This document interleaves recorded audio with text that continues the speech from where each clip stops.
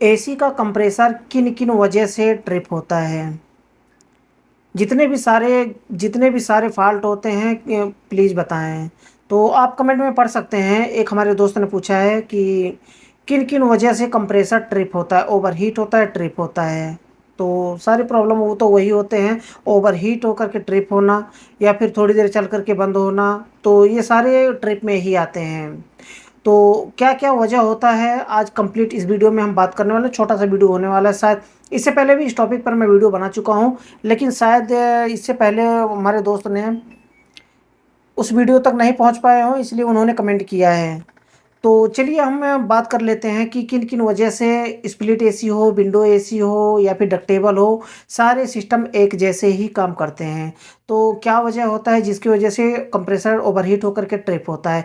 तो चलिए हम समय को नहीं गंवाते, उससे पहले बताना चाहूँगा चैनल को सब्सक्राइब नहीं किया तो चैनल को सब्सक्राइब कर लें और बेल आइकन को प्रेस करके ऑल पर क्लिक कर लें ताकि हमारे आने वाली न्यू वीडियो की नोटिफिकेशन आपको मिल पाए और वीडियो को देख पाएँ सबसे पहले। तो चलिए हम टॉपिक की बात करते हैं कि कंप्रेसर ट्रिप क्यों होता है। कभी कभी होता है कि एमसीबी ट्रिप हो जाता है, कभी कभी सिर्फ कंप्रेसर ट्रिप होता है ओवरहीट होकर के। तो इसके अलग अलग रीज़न होते हैं। क्या रीज़न होते हैं? इसमें कई रीज़न होते हैं, कई वजह हो सकते हैं।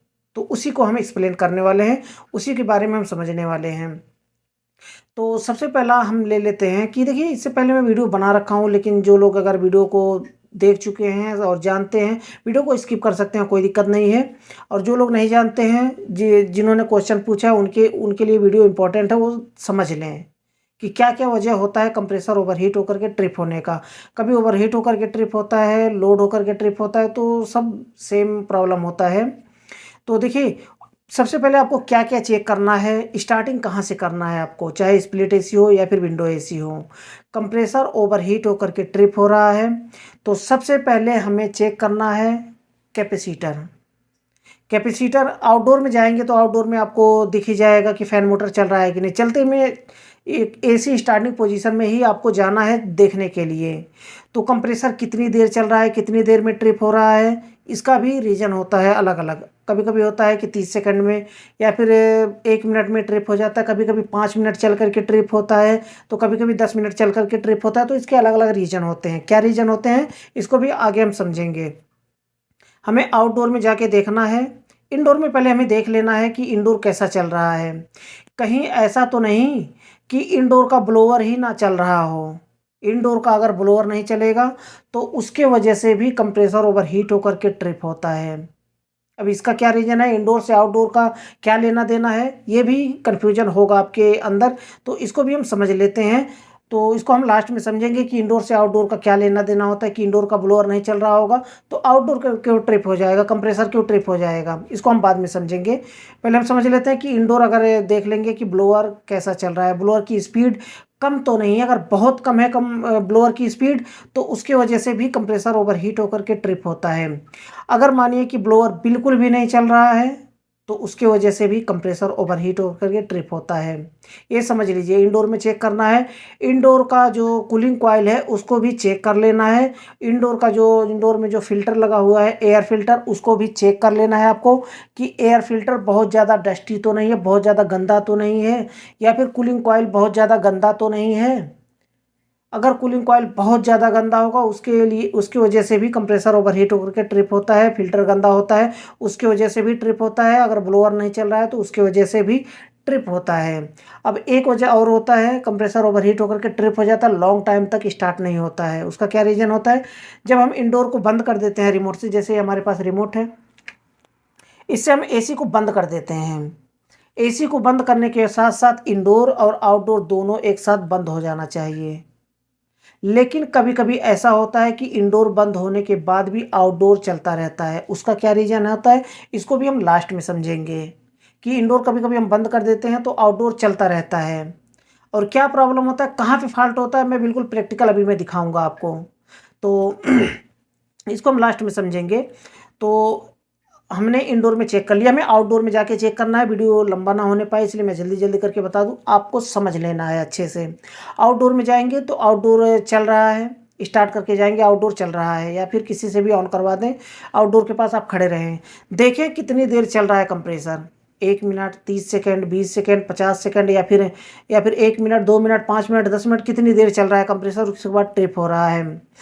अगर मानिए कि 30 सेकंड में ट्रिप हो गया, तो उसके साथ में आउटडोर चल रहा है ना, तो आउटडोर का फैन मोटर भी आपको देख लेना है, सामने ही दिखता है। आउटडोर का फैन मोटर कितनी स्पीड में चल रहा है, कहीं ऐसा तो नहीं बिल्कुल स्लो चल रहा है। अगर बहुत स्लो चल रहा होगा तो उसकी वजह से भी कंप्रेसर ओवरहीट होता है। अगर आउटडोर फैन मोटर बिल्कुल भी नहीं चल रहा है तो ये तो 100% है, तो उसको आपको सॉल्व करना होगा। अगर स्लो चल रहा है तो उसको भी फिक्स करिए, कैसे फिक्स करना है उसको भी मैं आगे बताऊंगा। तो अगर स्लो चल रहा है तो उसको फिक्स करना पड़ेगा, उसी की वजह से कंप्रेसर ओवरहीट होता है। अगर बिल्कुल भी नहीं चल रहा है तो उसकी वजह से भी कंप्रेसर ओवरहीट होता है। अब हम बात कर लें तो थोड़ा सा कि कैसे फाइंड करेंगे क्या प्रॉब्लम है। तो हमें क्या करना है कि कैपेसिटर होता है, कैपेसिटर में आपको चेक करना है कि कैपेसिटर कहीं ऐसा तो नहीं कि फूला हुआ है या फिर कैपेसिटर वीक हो चुका है। नया कैपेसिटर सेम मान का आपको रिप्लेस करके देख लेना है कि फैन मोटर चल रहा है कि नहीं। कभी कभी कंप्रेसर हो या फिर मोटर हो, दोनों एक जैसा वाइंडिंग होता है। तो अगर बहुत ज़्यादा हीटअप हुआ तो उसकी वजह से भी ट्रिप हो जाता है, वो बंद हो जाता है, नहीं चलता है। तो पहले देख लें कि मोटर ठंडा है, ठंडा है फिर भी नहीं चल रहा है, और नया कैपेसिटर रिप्लेस करके देख लें। अगर नहीं चल रहा है तो उसका जो आपको रीडिंग चेक करना है, रनिंग स्टार्टिंग कॉमन आपको चेक करना है कि कहीं ऐसा तो नहीं कि कोई कोई जो वाइंडिंग है कोई मिसिंग हो। अगर कोई मिसिंग है तो ये मोटर ख़राब होता है, उसे आपको रिपेयर कराना पड़ेगा।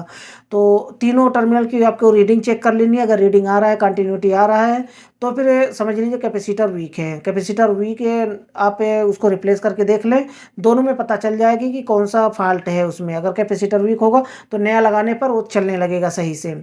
एक तो हो गया कैपेसिटर, ये तो फैन मोटर का हो गया।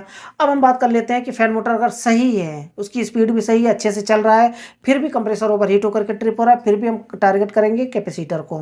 थोड़ी देर चलते एक ऐसा फॉल्ट होता है, वही खास करके ऐसा फॉल्ट होता है जो कि सब कुछ चेक करने के बाद, सब कुछ कोई भी फॉल्ट नहीं है तो लास्ट में वही करना होता है, क्या, कैपिलरी को चेक करना। तो कैपिलरी को कैसे चेक करते हैं उसको लास्ट में बताऊंगा मैं। तो ये तो हो गया फैन मोटर अगर नहीं सही चल रहा है या फिर स्लो चल रहा है तो उसकी वजह से कंप्रेसर ओवरहीट होता है।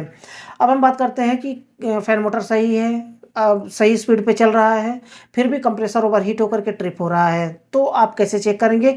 तो भी आपको कैपेसिटर रिप्लेस करके देख लेना है। वैसे तो आप कैपेसिटर रिप्लेस नहीं करेंगे, देखने में ही पता चल जाता है कैपेसिटर फूला होता है या फिर एक तरफ से ऑयल फेंक देता है, पीछे की साइड से फूल जाता है, तो पता चल जाता है कैपेसिटर वीक है। या फिर आप निकाल करके उसे आप चेक कर सकते हैं सीरीज से या फिर पैरेलल कनेक्शन दे करके आप कैपेसिटर को चेक कर सकते हैं। कैसे चेक करना है आप, मैं ऑलरेडी वीडियो बना चुका हूँ, नीचे आपको डिस्क्रिप्शन में लिंक मिल जाएगा, वहाँ से क्लिक करके वीडियो को देख सकते हैं और सीख सकते हैं कि कैपेसिटर को कैसे चेक किया जाता है। तो कैपेसिटर रिप्लेस करके देख लें कि क्या, कभी कभी होता है ना कैपेसिटर वीक होता है तो धीरे धीरे करके एम्पियर बढ़ने लगता है, एम्पियर थोड़ा ज़्यादा लेता है। अगर कैपेसिटर वीक होता है तो कैपेसिटर रिप्लेस करेंगे तो एम्पियर अपने सही सही एम्पियर लेने लगेगा, और क्या होगा कि कंप्रेसर फिर ट्रिप नहीं होगा।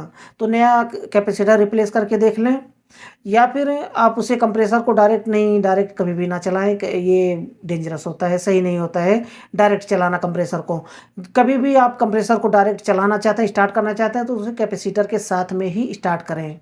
नया कैपेसिटर होना चाहिए आपके साथ, उसको लगा करके आपको स्टार्ट करना है और चेक करना है। तो अगर कैपेसिटर रिप्लेस करने के बाद भी नहीं हो रहा तो लास्ट आपके पास एक ही यही बचता है, लेकिन उससे पहले आपको चेक कर लेना कि कंडेंसर कहीं गंदा तो नहीं है बहुत ज़्यादा। अगर कंडेंसर बहुत ज़्यादा गंदा है तो उसकी वजह से भी कंप्रेसर ओवरहीट होकर के ट्रिप होता है। अगर कंडेंसर भी सही है तो आपको देखना है, आपको लास्ट कैपिलरी आपको चेक करनी है। सब कुछ सही है, इंडोर से लेकर के आउटडोर तक जितना मैं बताया हूँ सब सही है।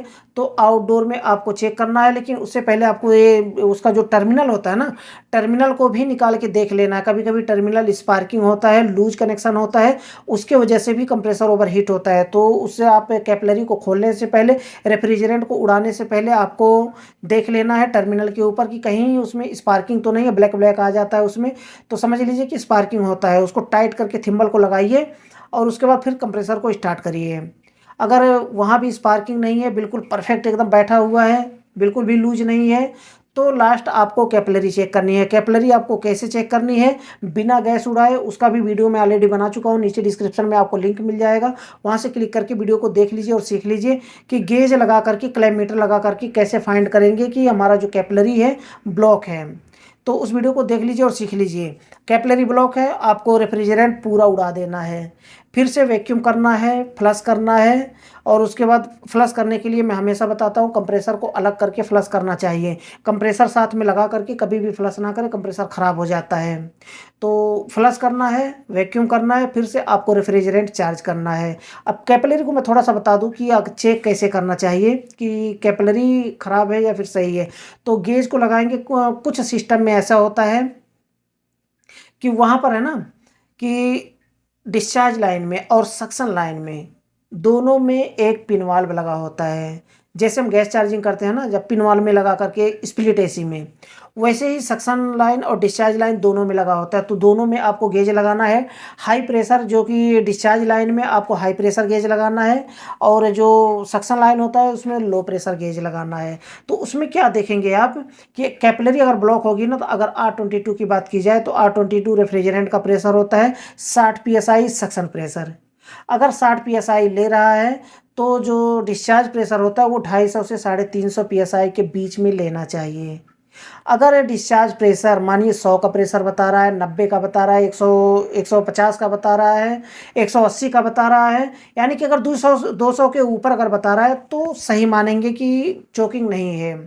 लेकिन अगर 150 के नीचे नीचे बता रहा है ना, बहुत से सिस्टम जैसे मैं चेक किया हूँ, इसके ऊपर मैं एक्सपेरिमेंट किया हूँ, इसलिए मैं बता रहा हूँ आपको कि अगर अब ऐसा होता है कि 150 PSI के नीचे बताता है या फिर 150 PSI के अराउंड में बताता है ऊपर नीचे, तो ऐसे में R22 रेफ्रिजरेंट, तो ऐसे में जो कैपिलरी होती है हमारी चोक मानी जाती है। तो ऐसे में कैपिलरी आप चेक करें और कैपिलरी को सीधा निकाल करके फ्लश करें। अब कैपिलरी में चोकिंग कहाँ होती है? कैपिलरी में चोकिंग नहीं होती है, बल्कि उसमें एक फ़िल्टर लगा होता है जो कि रेफ्रिजरेंट को फ़िल्टर करता है। जो भी कचरा, मिट्टी, जो धूल होता है ना, वो जा करके उसी फ़िल्टर में जमा होता है।